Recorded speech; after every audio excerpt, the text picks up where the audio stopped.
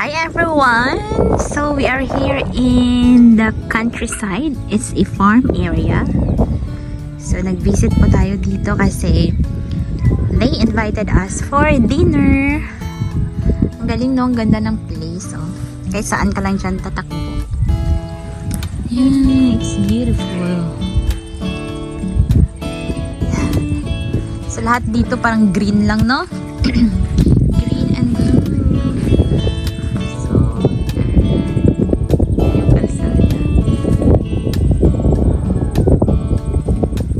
So beautiful.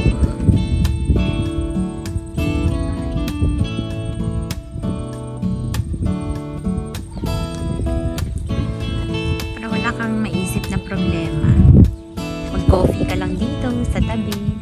Tapos ngayon, it's windy. Parang summer pa rin, no? Diba ganyan kainit? Mainit na, pero malamig. Malamig po yung hangin. Tapos, here.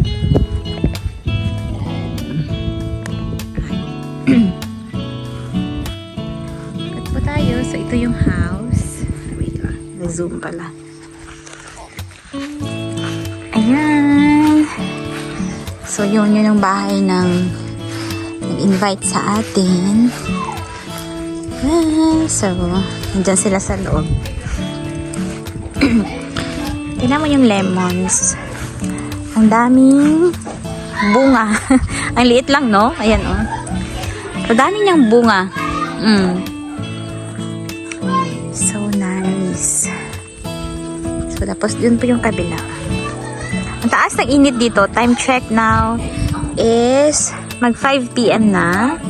Pero ang taas ng araw. Ayan po. Yan. Diba? Pag meron kang ganito sa Philippines, no? Ang ganda. Tahimik. Yan po. Walang traffic, walang pollution. Hindi magkadikit-dikit yung bahay. Wala silang wala silang kapitbahay dito. Sila lang nag-iisa. Ayan o, diba? Doon. Tingnan natin, i-zoom natin. Ang layo pa. Ayan. Doon pa yung bahay ng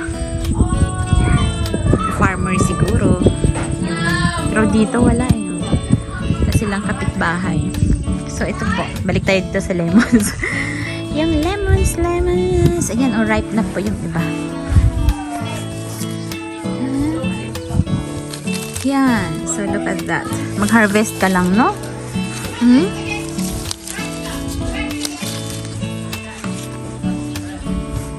Lang. Ganda. Ganda ng place. Na-appreciate ko talaga. Yung uupo ka lang dito tapos mag-online. Meron ka namang internet. Mag-online ka lang. Ayan. Ayan po. Marami na pong hinog. Ayan. Nakakatuwa. Tapos samantala sa atin, ang lemons ay 25 pesos ba? Yung isang piraso. Ayan. Hindi lang siya ganun kalaki. Maganda nga yung ganito.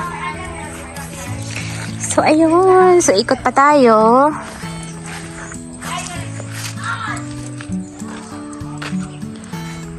Yan. Ang layo pa ng kalsada. And taran! Diba ang taas ng araw?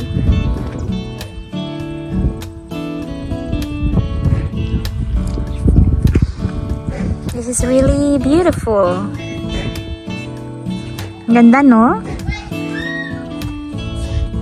This is just so amazing. Amazing view. Sino po gustong pumunta dito? Oh. Ayan. Oh.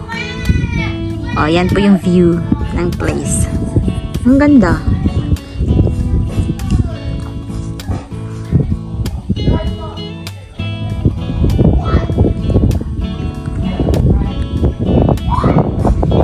Taas ng araw.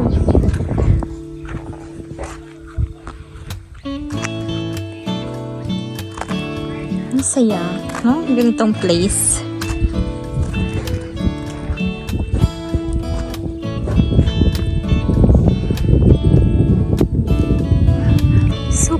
beautiful.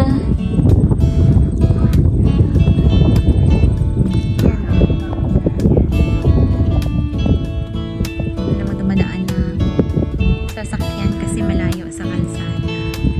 Pero highway yan dyan. I mean not highway. Yung concrete din po yung daan.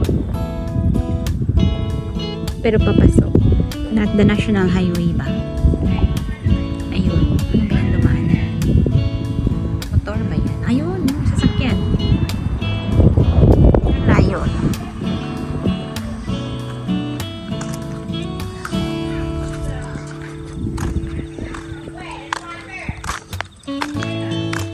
Ayun, yung highway sa labas.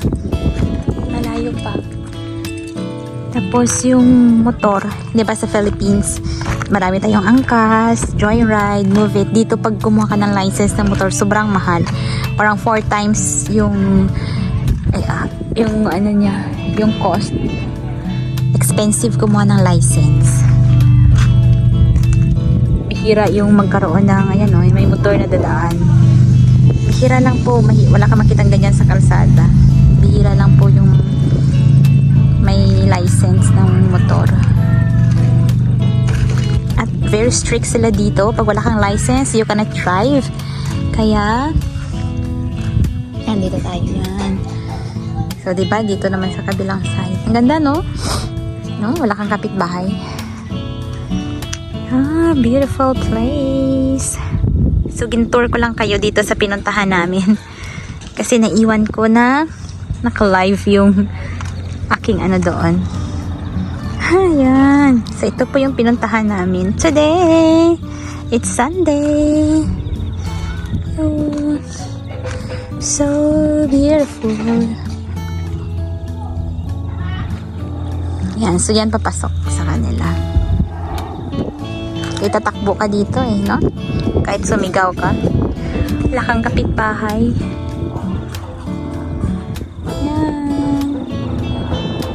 Ganda. So come and see New Zealand. You will appreciate the beauty. Lalo pag nature lover ka, yun, ma-appreciate mo talaga yung place. This is a stress-free place. Ayun, stress-free environment. Walang traffic. People here are, lalo na sa ano, you cannot drive na nakainom. Pag mahuli ka, ma-deport ka, ganon. So, strict sila doon. Wala masyadong road accidents. Kasi nga, yung walang license, hindi ka talaga makapag-drive. Hindi uso dito yung under the table. So, yan. Disciplined talaga yung mga tao. Grabe sila. Pag mahuli ka, yung gano'n. Yan. Nice, no? As in, so nice talaga. Ganyan lang sa palibot mo, no? Yeah, thank you for joining me sa tour ko today. Yun. God bless everyone. Bye for now.